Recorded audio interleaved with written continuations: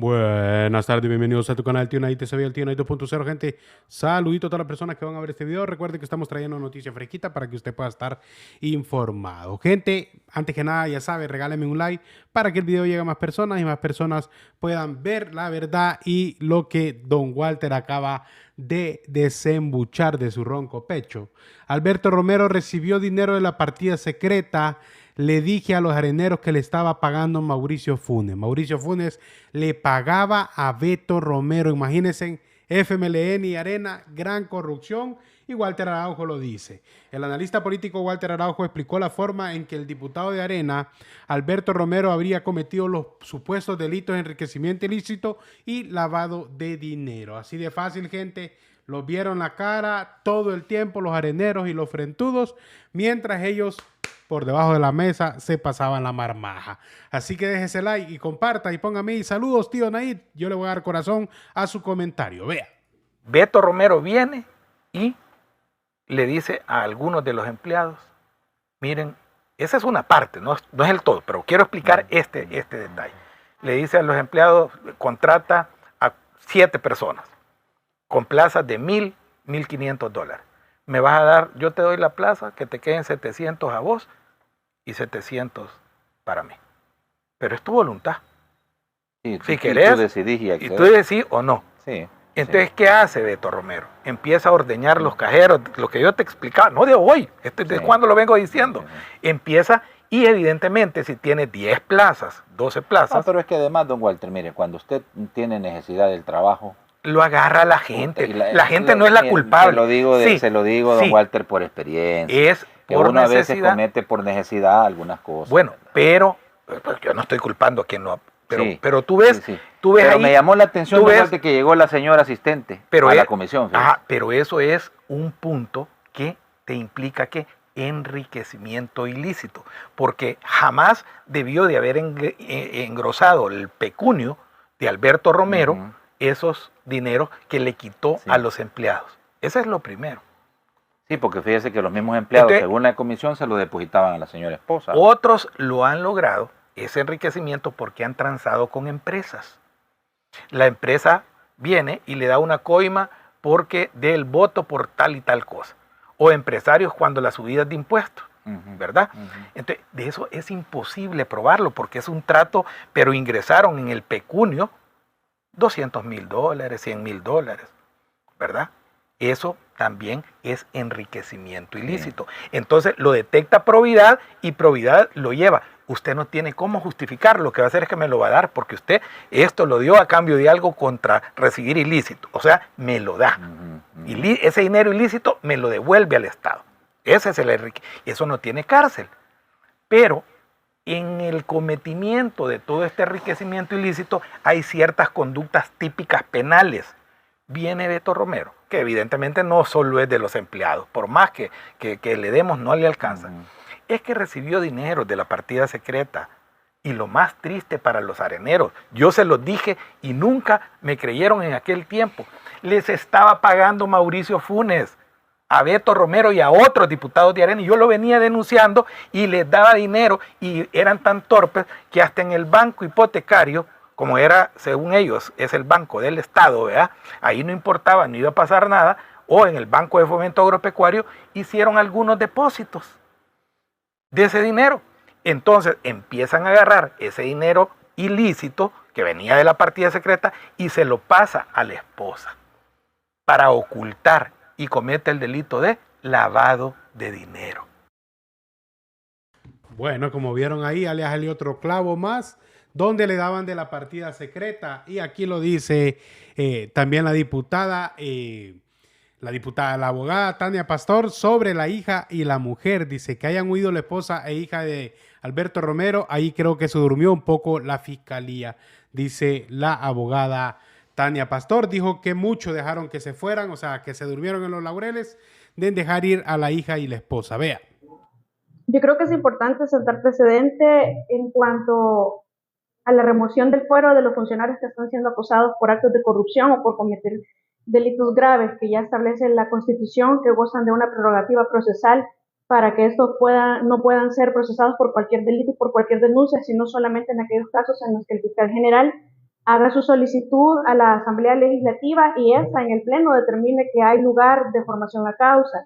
Creo que esto ha sido siempre una deuda pendiente con el país con relación a este tema, porque si cuando el fiscal general llega a la Asamblea a pedir un antejuicio y la remoción de un fuero, es porque ya tiene los elementos suficientes para que esto se dé, por lo que el juicio político de la Asamblea ha sido utilizado en el pasado únicamente como un mecanismo de impunidad y a efectos de que la persona sea protegida, no procesada, no detenida, no enjuiciada y no condenada.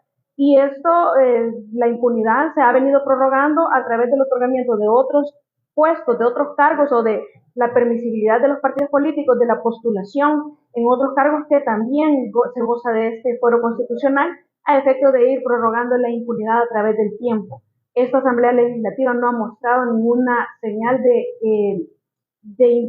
parcialidad o de selectividad en cuanto a este tema, porque todos los antejuicios que han sido promovidos por el fiscal general ante esta Asamblea Legislativa, todos sin excepción, han sido determinados que hay lugar de formación a causa y se han procesado a las personas que se ha determinado que se debe investigar, diferente a lo que sucedía antes. Entonces yo creo que en cuanto a la Asamblea Legislativa, esto sienta un precedente que es lo que tiene que pasar y que en realidad deberían de valorar si no hay que hacer de forma urgente una reforma constitucional para que la próxima Asamblea lo ratifique, en cuanto a que no sean protegidos, a excepción de los delitos oficiales, es decir, los delitos que se puedan presuntamente cometer en el marco del ejercicio de funciones como diputado, pero que por los delitos, independientemente de los otros, de los que sean procesados sin necesidad de remover un fuero constitucional, y en el caso de los delitos oficiales, que haya un procedimiento para que queden detenidos y garantizar que no se van a dar a la fuga, porque realmente no se puede garantizar de ninguna manera que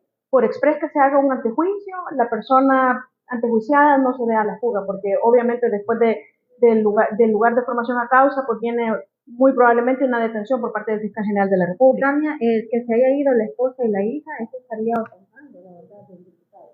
Sí, de hecho yo creo que ahí se durmió un poco la Fiscalía General de la República, puesto que estas personas no gozan de ningún tipo de fuero, ¿verdad? Y al parecer sí fueron un medio utilizado para lavar dinero. Si bien no lo lavaron directamente, pues hay un delito que se llama otros casos especiales de lavado de dinero, o también hay otras figuras penales que perfectamente encajan, por lo que el hecho que se sigan dando la fuga yo creo que ya no debería de suceder, a excepción de los casos en los que se goza de fuero y pues hay un blindaje incluso de rango constitucional que impide que llevemos al banquillo de los acusados a las personas que cometen actos de corrupción.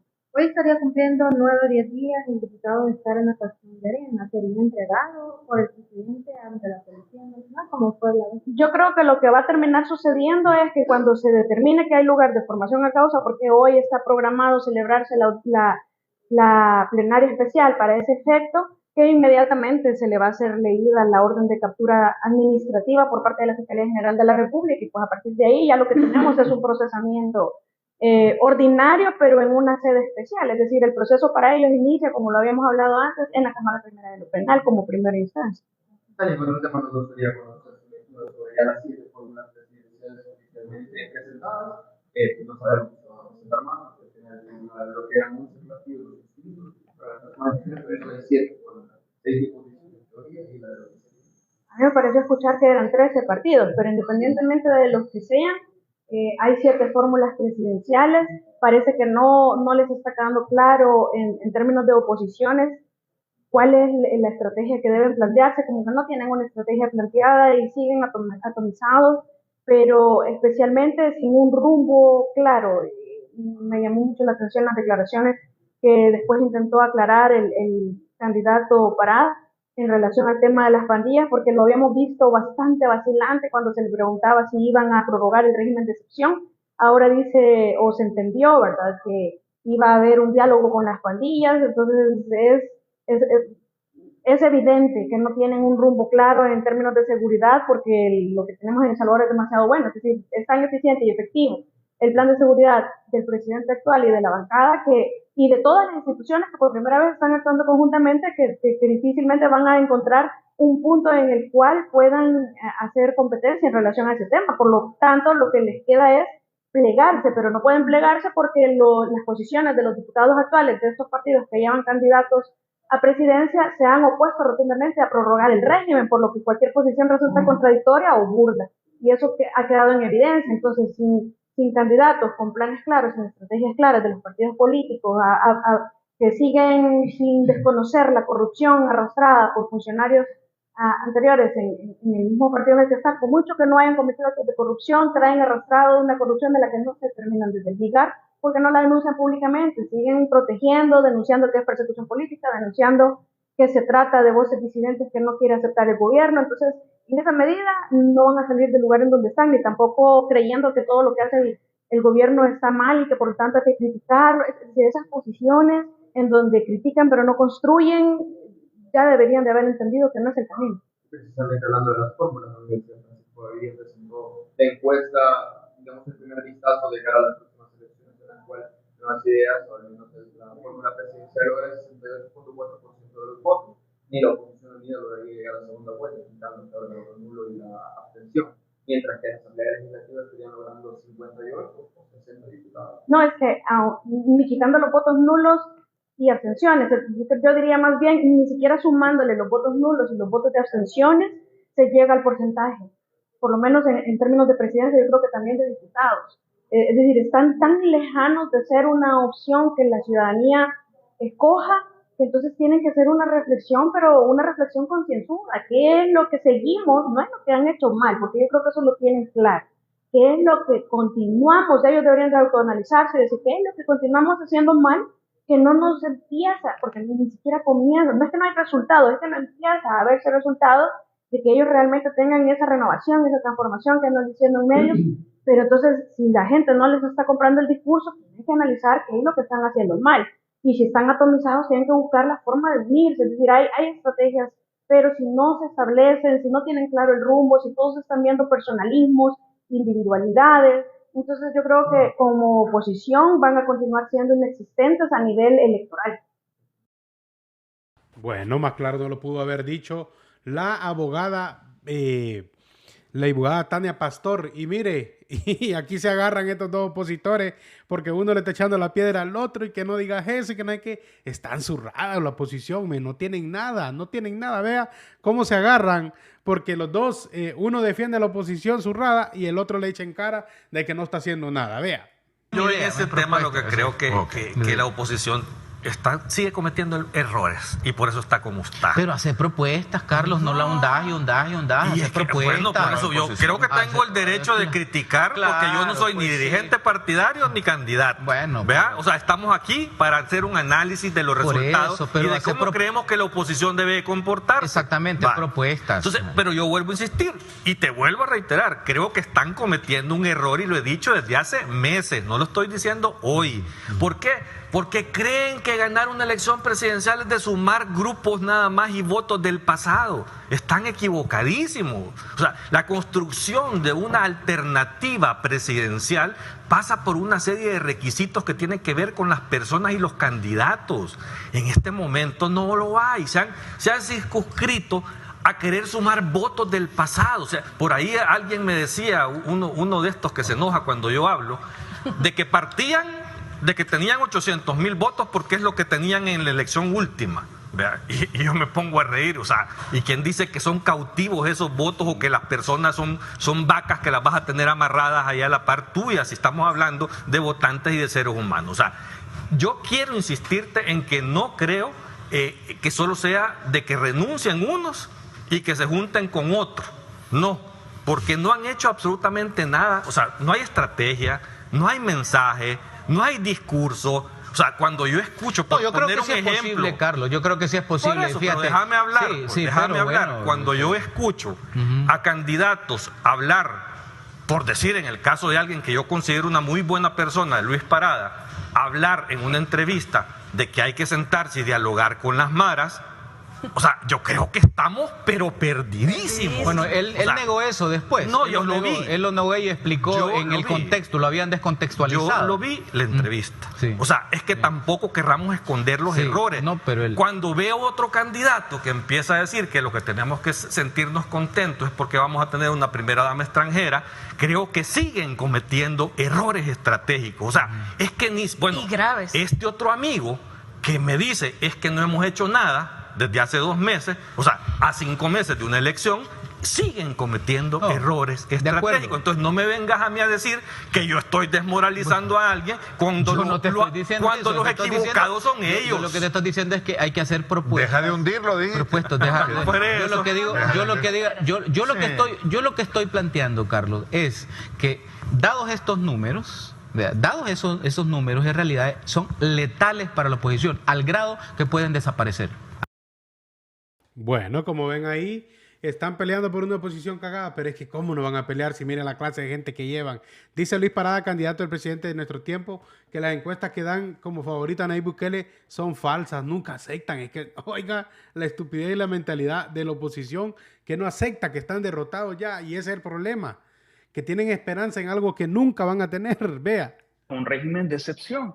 ¿Tú crees que las personas que estén en contra del presidente van a sentirse con la libertad de decir, no, yo estoy en contra del presidente, no, yo voy a votar por este otro y este otro? No, si es que la gente tiene miedo. ¿Y cómo le va a tener confianza a un extraño que llegue a tu casa a entrevistarte y le vas a decir tú que vas a votar en contra del presidente? No lo creo. No lo creo. Esos datos, aún que están inflados, son solo el 68%, no el 97% como ellos dicen tener. Pero aún así esos datos están inflados porque la gente no va a expresar su pensamiento libremente por el mismo temor al régimen de excepción. No le digo con estúpidos, pues. No le digo con imbéciles, pues. Por eso Tania Pastor se los acaba aquí también y en la cara les pega una mega huevada. Mire, es que se prestan, se ponen de pechito para que la gente los acabe, vea. 24. Nos decía el doctor Picardo que ni sumado el abstencionismo con el porcentaje de todos los partidos políticos se acercan a hacer una competencia con el partido oficialista y sus candidatos. Ahora, hay un punto importante. Cuando nosotros hablamos de miedo, yo recuerdo que antes en las encuestas decían, es que si el soldado está a la par cuando le hacen la pregunta, ¿cómo va a contestar diferente? Y por eso los resultados en la encuesta eran siempre favorables al gobierno. Luego salió una encuesta, la anterior me parece que fue la de junio, del humor social, si no me equivoco fue esa, en donde explicaba el doctor Picardo que habían salido y que de casa en casa personalmente habían hecho las preguntas. Entonces, pero él nunca refirió de que cerca había un soldado que estaba conminando a la persona encuestada a contestar en determinada manera. Entonces lo que concluimos en ese momento fue, bueno, no era cierto lo que decían algunas personas, que porque los soldados estaban a la par de los encuestados es que por temor contestaban de esa manera. Ahora parece que el discurso se modera en el sentido de que hay un temor generalizado en el país. Yo creo que eso es discutible en países como ponía el ejemplo Carlos, que realmente la gente no quería al gobernante de turno, pero que sí le tenía temor. Aquí estamos en un escenario diferente.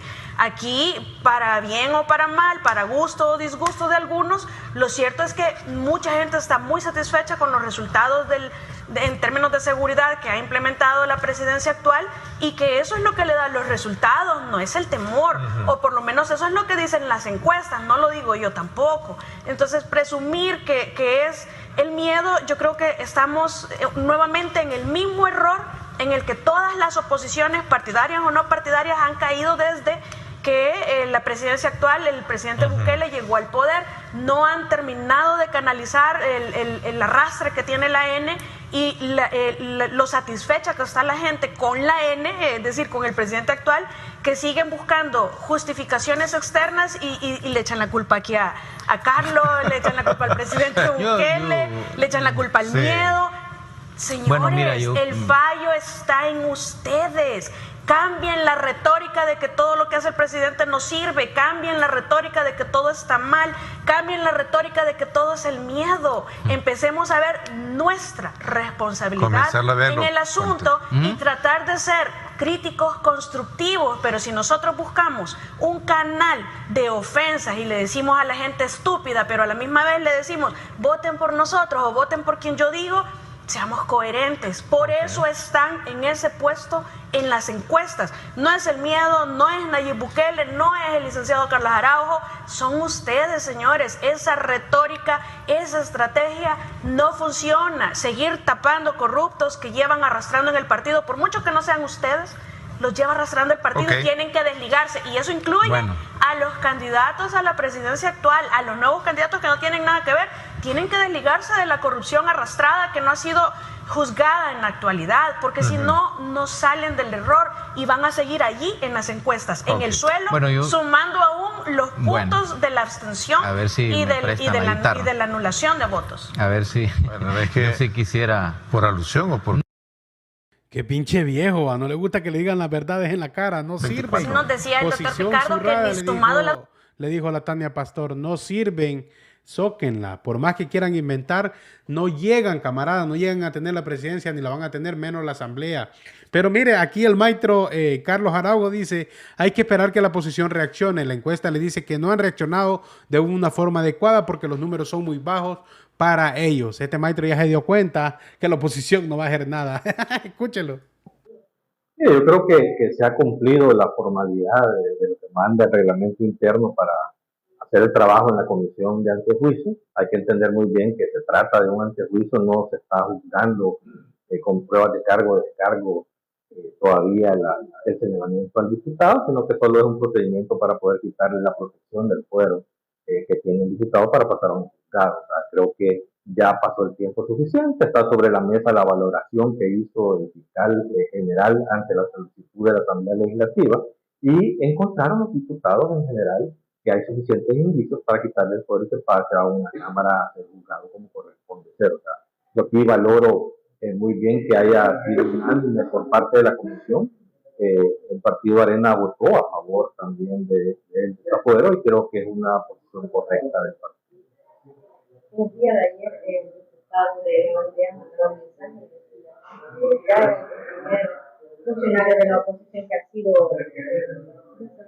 enjuiciado. Él decía que ya se incluyó a un diputado de la oposición y que esto va a marcar un precedente y que le pidió que dejase de incluir al resto de las personas implicadas en el caso de... Bueno, yo no sé a quién le habla o le dice algo de encubrir a alguien, porque quien tiene el poder de presentar el requerimiento es un fiscal y el fiscal ya sabemos que está muy asociado al gobierno. Quien quita el poder son los diputados y ya sabemos que la mayoría de los diputados los controlan Nuevas Ideas.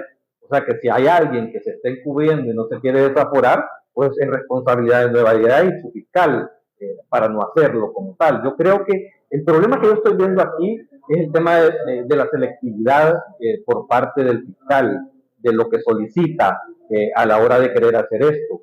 Porque de alguna manera hay otros casos muy similares al caso del diputado Romero, con más tiempo de procesamiento y no lo presentan, que es lo que llama la atención. En otro tema, Carlos, nos gustaría conocer sobre ya 7 candidaturas presidenciales que hay. 6 de la oposición y una de pueblerismo para mujeres. Esta semana se quedan los de otro país, que fue Fuerza Mayor de Madrid. Ya los 7 han dado bien punto de vista de cómo empiezan a trabajar una persona en el gobierno. ¿Cuál es tu postura sobre la oposición? Yo creo que la carrera presidencial ya arrancó. Por la candidatura presidencial, tal así lo muestra la última encuesta de la Universidad de Gaviria, en donde da la primera fotografía a 5 meses de una elección de cómo están las fuerzas. Ahí están los candidatos y de alguna manera están siendo valorados por la población. O sea, en el caso de la candidatura del presidente, que creo que es lo que más polémica desata al final de cuentas, todos sabemos, por lo menos nosotros de este lado, la ilegalidad que hay en la candidatura.